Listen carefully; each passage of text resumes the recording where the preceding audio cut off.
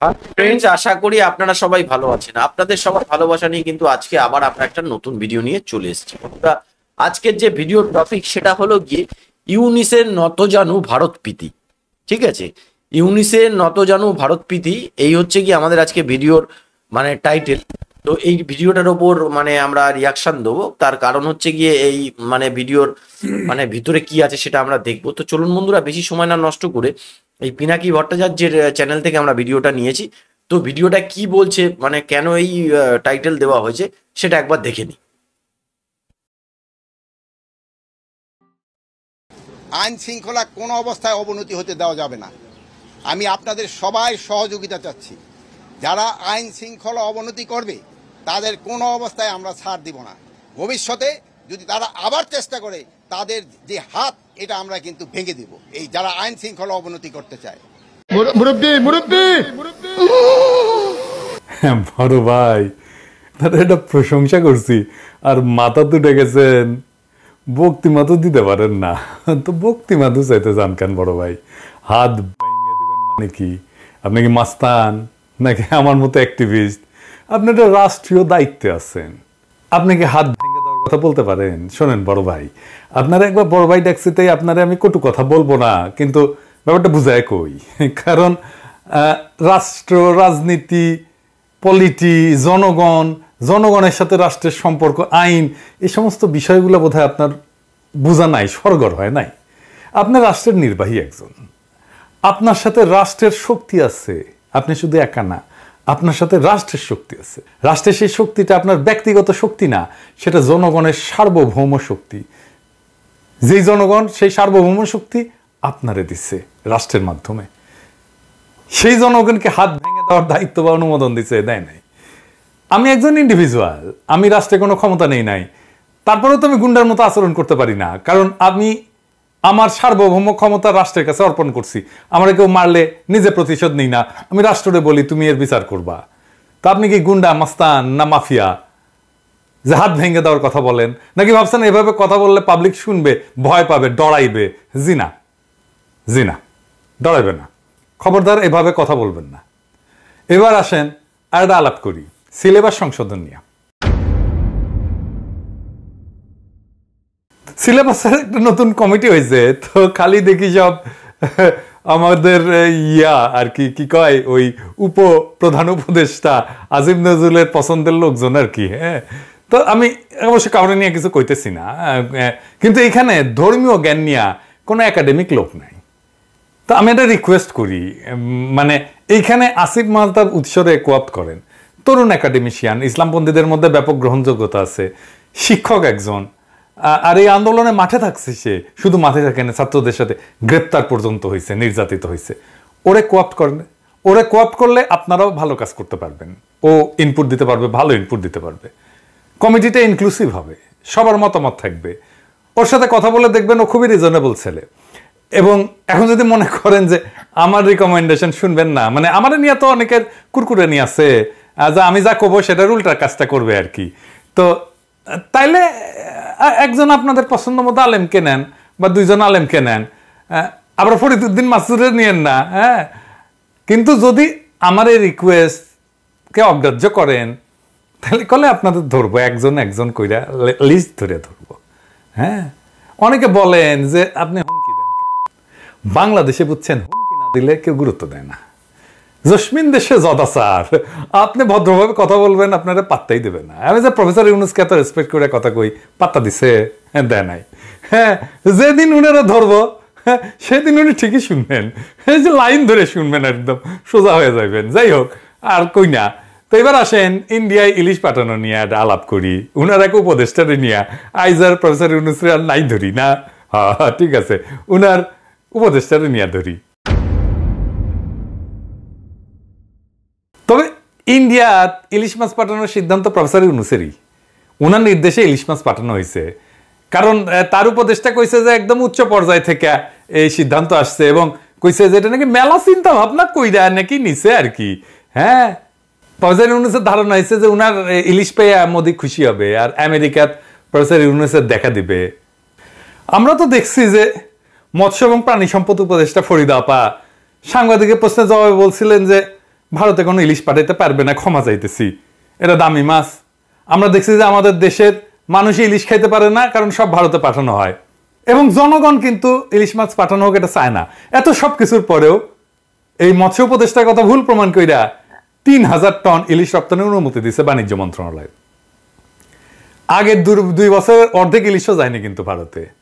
মানে এই পর্যন্ত 5,500 টনের মতো গেছে হাসিনার আমলে 4 বছরে, আর প্রফেসর ইউনূসের সরকার 1 বছরে 3000 টন ইলিশ রপ্তানির অনুমতি দিছে।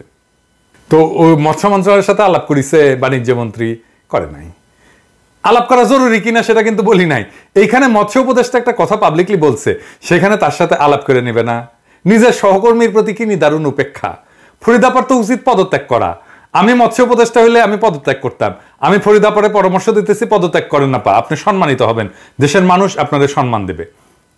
আর খুব ইন্টারেস্টিং বিষয় হলো সাধারণত শনিবার সরকারি ছুটির দিন, তাই সচিবালয় বন্ধ থাকে। তবে গত শনিবার যেদিন এই অর্ডারটা বাড়াইছে, কতখানি কুরকুরানি দেখেন বাণিজ্য উপদেষ্টার। সেদিন অফিস ছুটির দিন অফিস খোলা রেখা বিশেষ ব্যবস্থায় ইলিশ রপ্তানির অর্ডার দেওয়া হয়েছে। এই জন্য বাণিজ্য মন্ত্রণালয়ে কয়েকজনকে অফিস করতে হয়েছে। আর বাণিজ্য উপদেষ্টা বলছে যে এটা নাকি মানুষ পাবলিকের নাকি প্রশংসা করছে। ওই কই থেকে জানলো? এই বেটা তুই কই থেকে জানলি রে? হ্যাঁ, পাবলিক প্রশংসা করিছে কইছে। হ্যাঁ, প্রশংসা পাবলিক করিছে কেমনে বুঝলেন? কেঙ্কা করে বুঝিছেন? আমি এটা ভোট করেছিলাম, 1 লাখের উপরে মানুষে ভোট দিছে।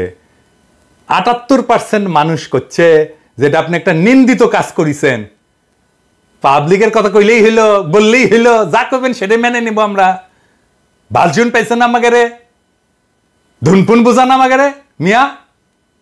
আরো কইছে যে দেশে এত পরিমাণে ইলিশ হয় যে 3000 টন ভারতে পাঠালে বাজারে কোনো প্রভাব পড়বে না। তারা কইতেছে আমাদের কম দামে পেঁয়াজ দেয়, তাহলে এই পেঁয়াজ খাওয়া বন্ধ করে দেন। আরো বলছে চাঁদপুরে যে ইলিশ ধরা পড়ে, এই 3000 টন নাকি একদিনের ধরা পড়া ইলিশের সমান। ভারত নাকি আবার বন্ধু দেশ। এই উপদেশটা কি প্রফেসর ইউনূসের উপদেশটা নাকি আওয়ামী লীগের উপদেশটা? কাউয়া কাদেরও তো ইনকা করে কথা, এই যে রিটা শেপ কাউয়ার সাউন্ড দেন যে অনেকদিন শুনে না, হ্যাঁ জোরে দেন, আরো জোরে দেন। হচ্ছে এই কাউয়া কাদেরও তো ইনকা করে কয় না। এদের ছাত্রর উপদেশটা বানাইছে। রাস্তায় ছাত্ররা ঢাকা না দিল্লি স্লোগান দেয়, বছর বড় বড় করে আবার স্লোগান দেয়, ভাত খানা এমন খাইয়া ফেলবে ইন্ডিয়ারে। আর উপদেশটা বানায় এরকম ভারত বন্ধুরে। ওরা যে বানানো হয়েছে উপদেশটা, ওই কি জানে দৈনিক কত টন ইলিশ উৎপাদন হয় দেশে? ইলিশের বার্ষিক উৎপাদন 3,46,000 মেট্রিক টন। তার মানে দৈনিক 1000 মেট্রিক টনেরও কিছু কম উৎপাদিত হয়। এটা তো বিবিসির রিপোর্ট, তাই না? 1 মে 2024 ওই ক্যাঁকা করে কয় যে দিনে 3000 টন ইলিশ উৎপাদন হয়। হাসিনার মন্ত্রীগুলো ছিল মূর্খ, আর প্রফেসর ইউনূসের মন্ত্রীগুলো হয়েছে হাম্বাগ। হাম্বাগ মানে জানেন তো, ভাবেই আম্বিয়া, মানে ভাব দেখায় যে উয়ে বেশি একেবারে যাই না, একেবারে আকাশে উঠে গেছে, ওইসার আর কেউ কিছু জানে না। হ্যাঁ, আর সবাই তেজপাতা, ওরা একাই জানে, ওই একাই বুঝে। হ্যাঁ, তো দেখলেন তো কামে, ওই জানেই না, কথা কওয়াই লিখবে। আর ওই যেদিন বন্ধু রাষ্ট্র বইলা ইলিশ পাঠাইলো, সেদিনই অমিত শাহ কি কইলো? বাংলাদেশিদেরকে উল্টা করে ঝুলাবে। দেখেছেন বন্ধু রাষ্ট্র কেঙ্কা লাগে, চিন্তা করেন তো। আমি ওরা ধরতেছি খারান। হ্যাঁ, সালাউদ্দিন সাহেব আগে ইলিশের বিষয়টা বুঝেনি। ইলিশ নিয়ে আমি অনেক আগে একটা এপিসোড করেছিলাম, এটা আপনারা দেখছেন কিনা জানি না, অনেক টাইম নিয়ে করেছিলাম, পারলে এটা দেখে নিয়েন। এটা কি লেখা আছে এটা সেটা বড় করে দেখান। এটা আমেরিকার মিনেসোটা স্টেটে হাসিনার পাঠানো ইলিশ ওরিয়েন্টাল দোকানে বিক্রি করিচ্ছে ভারতের পণ্য বইলা, অনেক সস্তায়, প্রায় এক পাউন্ড $5 মতো। হাসিনার পাঠানো উপহার বেচে তারা লাভবান হইতেছে। ইন্ডিয়া নিজে ইলিশ মাছ ধরে, আবার সেই ইলিশের সাথে আমাদের ইলিশ মিশা এক্সপোর্ট করে। দেখলেন তো বাঙ্গু এলিট, যেমন এই যে মোস্তফা সরোয়ার ফারুকী কইছে যে আমাদের ইলিশ দেওয়া উচিত, আমাদের নাকি মন ছোট দেখাচ্ছে আমরা যদি ইলিশ দেখাইতে না পারি। ফারুকির তো ইন্ডিয়া প্রেম বানের পানির মতো গড়গড়ায় পড়ে আর কি। ইন্ডিয়ান নায়িকা নিয়ে সিনেমা বানায় তো তাই, আমিও সিনেমা বানালে তাই তেরাই করতাম আর কি, বানেন পানির নাগাদ প্রেম গড়গড়ায় পড়ে কিনা। আর একদল কইতেছে কলকাতা আমাদের আন্দোলনের সময় সাপোর্ট দিছে, কথা সত্য। যেটা বিবেচনায় এসছে সরকারে সেটা হচ্ছে যারা এই ইলিশটা চাচ্ছেন তারাও কিন্তু এই বৈষম্য বিরোধী ছাত্র আন্দোলনে ওই পারে থেকে অনেক সমর্থন দিয়েছেন, সেটা আমরা সকলে দেখেছি। কিন্তু এটা ভুলেন না যে ওরা ওদের একটা আলোকিত অংশ সাপোর্ট দিছে, সংগতি জানেছে, সবাই না। আবার আমাদের লড়াইয়ে সাপোর্ট দিয়ে নিজেরা গৌরব বোধ করছে। এটা একটা ফেনোমেনন, এটা সারা দুনিয়ায় হয়। বীরত্বের সাথে মানুষ নিজেকে যুক্ত করে। বাংলাদেশের মানুষ এই দানবীয় শক্তির সাথে বিক্রমের সাথে লড়াই করতেছে, এটা ভাগ নিবে না, ওরা জিন্দগিত পারবে এরকম করতে, তো নিছে, ভাগ নিছে। তো ঠিক আছে নিছে, সেই জন্য কৃতজ্ঞ হওয়া লাগবে নাকি? হ্যাঁ, এই হাসিনার মতো এই যে মুক্তিযুদ্ধে সাহায্য করেছে জন্য আমাদের কৃতজ্ঞতা জানাইতে হবে 50 বছর ধইরা?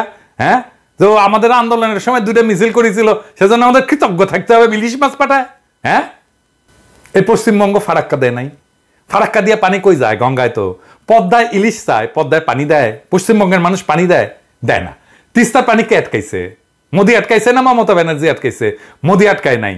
হাসিনা পতনের পরে বাংলাদেশ নিয়ে যত ক্যাম্পেইন হয়েছে কে করছে? কলকাতাই তো করছে। বিবিসি দেখেছে কিভাবে ভারত একের পর এক মিথ্যা খবর ছড়াইছে বাংলাদেশে হিন্দু নির্যাতন নিয়ে। আর বাংলাদেশে যখন বন্যা হইল তখন ওরা কি রকম উচ্ছ্বাস করছে, মনে ভুলে গেছেন? প্রত্যেক বছর যেন এরকম বন্যার পানি দেয়, এটা আশা করিছে। ওটা আবার দেখেন আপনার এই কারণে আপনি গেলে, এমনি তো গেলেই না। এদের যে কোনো আচরণ দিয়ে এদের মানুষ বলে মনে হয়? দেখেছেন কিভাবে কি সমস্ত কমেন্ট করেছে? সব বললাম না, শুধু ব্যক্তি পর্যায়ে না, এই যে জি24 ঘন্টা নিজে বাংলাদেশের এই অসহায় পরিস্থিতির নিয়ে ব্যঙ্গ করে নিউজ করেছে না? দেখেছেন না আপনারা? দেখেন আবার। এরে বলে বন্ধু দেশ আমাদের উপদেষ্টা। এবার আসেন এই উপদেষ্টা একটু সুলুক সন্ধান করি। এই উপদেষ্টা হাসিনার মন্ত্রী রুহুল হকের বেয়াই। রুহুল হক একটা বিশিষ্ট চোর। সে চোরের সাথে পারিবারিক সম্পর্ক করছে যখন রুহুল হক মন্ত্রী। রুহুল হক চুরি করে নাই, ওই জানে না? এই সব রসুনের টুপকি একই জায়গায়, বুঝছাও? বাঙ্গু সব এলিট একই জায়গায়। আমি শুনছি সব উপদেষ্টার ব্যাপারে নাকি কিছু দ্বিমতের সমালোচনা থাকলেও এর ব্যাপারে সালাউদ্দিন সাহেবের ব্যাপারে কোনো সবাই নাকি একমত ছিল। তা তো থাকবেই, এটা তো আর এক এলিটের সরকার। হাসিনা শুধু বদলাইছে, আর কি বদলাইছে? কিছুই বদলায়নি। গুম হয় না, গুম হয়েছে। এখনো বিচার বহির্ভূত হত্যা হয় রাষ্ট্রীয় বাহিনীর হাতে। উল্টা শুরু হয়েছে সর্বব্যাপী অরাজকতা। আর্মি কিভাবে পিটাইতেছে দেখেছেন? আমি আর ছবি টবি দেখাইলাম না, কত ভিডিও টিডিও আপনারাই দেখেছেন।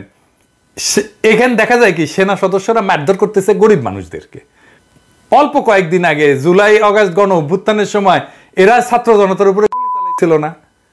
পুরা দেশকে লুট করে খাওয়া সালমান এফ রহমান অথবা খুনি হাসিনার আইনমন্ত্রী আনিসুল হককে এই জওয়ানরা কখনো এইভাবে পেটাইতে পারবে বা পারছে? হাসিনার কোন মন্ত্রীরা পেটাইছে এইভাবে? পারবে? পারবে না। যত জুলুম, যত হেডম, যত বীরত্ব সব গরিব মানুষের সাথে, বুঝেছে? সেই জন্য এটা হইতেছে এলিটের সরকার, একটা সব বড় লোকের সরকার। উপদেষ্টা মুজিবের ছবি পিছে লাগা অফিস করে। তাই একটা জিনিস পাইছেন, এটা হইতেছে ফ্রিডম অফ স্পিচ। তবে ভাইবেন না এটা মহৎ হইয়া প্রফেসর ইউনূস দিছে আমাকে না। প্রশাসনের একটা বেড়া ছাড়া অবস্থা, পারবে না এখন আমাদেরকে ধরতে। পুলিশই নাই, কাড়ে দিয়ে ধরবে, কাড়ে দিয়ে আমাদের পিছে লাগাবে। সেই জন্য কিছু কয় না। ও পুলিশ যদি ঠিক থাকলো নি, দেখলেন আমাদের পিছে এখনো লাগলো নি। প্রশাসন আর উপদেষ্টারা হাসিনার মন্ত্রীর মতো বলে ভারত বন্ধু রাষ্ট্র। স্বামী স্ত্রী এখনো বলে নাই, কারণ প্রফেসর ইউনূসের ক্যাবিনেট তো বুড়া খাটাস দিয়া ভর্তি, তাই কয় নাই। বয়স না কম হলে ঠিকই ইনকা করে মেটাফোর দিল নি। হ্যাঁ, এমনিতে তো পদ পাইতে দিতেছে, তো ওদের দিল নি ইনকা করে আর কি। এমন দিকে যাইতেছে না, কিছুদিন পরে পাবলিকে কবি যে আমলিগ আমলে ভালো ছিল। কবি কবি লিখে রাখেন, আমি আজকে কইলাম তো লিখে রাখেন। মেলা কিছু কইছি আগে, ঠিক হয়েছে না? দেখেন এটাও ঠিক হবিনি। আর কি কইছে? ডেঞ্জারাস কথা কইছে। ওই কইছে আমরা নাকি ইমোশনাল কথা কই। বিপ্লব গণ অভ্যুত্থান কি ইমোশনাল না? হ্যাঁ, এই বিপ্লবে হাজারের উপরে ছাত্র জনতা জীবন দিল, তার রক্তের উপর দিয়া ও ক্ষমতা উপভোগ করতে আসছে, আর আমাদের উপহাস করে ইমোশনাল কইয়া। সালাউদ্দিন সাহেব, আপনি বয়স্ক মানুষ, বুড়া, তো আজকে আপনারা গালি দিলাম না, বুড়া গালি না আর কি, আমিও বুড়া, তো এনা সিল দিলাম। এডিটর সাহেব, এটার কপালে ইন্ডিয়া বন্ধু কইয়া সিল মেরে দেন তো, এটা ঠকাস কইরা মারিছেন। ঠিক আছে, আরেকটা মারেন, আরেকটা মারেন, 3টা মারিছেন। ঠিক আছে সালাউদ্দিন সাহেব, এই অপমান উত্তরোত্তর বৃদ্ধি পেতে থাকবে। আপনি যদি আমার না চিনে থাকেন, আপনার কলিগদের কাছ থেকে, সহকর্মীদের কাছ থেকে চিনে নিয়েন, শুনে নিয়েন, আপনার আত্মীয় স্বজনদের কাছ থেকে শুনে নিয়েন, এটা জোয়ান পোলাপানদের কাছে শুনে নিয়েন আমি কি জিনিস। আর আমার বুঝেছেন, আমার সমৃদ্ধ একটা গালির ভান্ডার আছে, বুঝছাও তো। এই যে এটার পরে গালি খাবেন, হ্যাঁ, পরের কোর্সে যে গালি খাবেন না, 7 দিন নাপাক থাকবেন। হ্যাঁ, কথা দিলাম। এরপরে 2 সপ্তাহ নাপাক থাকবেন, এরপরে 1 মাস নাপাক থাকবেন। সালাউদ্দিন সাহেব, আপনি ইমোশনাল কইয়া উপদেষ্টা থাকার বৈধতা হারাইছেন। আপনি বিপ্লবকে উপহাস করছেন। আপনি পদত্যাগ করবেন, অবশ্যই পদত্যাগ করবেন। পদত্যাগ না করলে এরপরে যদি শিক্ষা না হয়, আপনারা কিন্তু ওই ইলশা আমরা হান্দায় দেব। ওর আপনারা যেটি পাওয়া হবে সেটি আপনার গাড়ি আর মাথাত পচা ডিম মারবে। আমি পারমিশন দিয়ে দিলাম আমার ক্ষুদ্র ভ্রাতার ভগ্নীদের। আর প্রফেসর ইউনূসের সরকার কয়দিনের?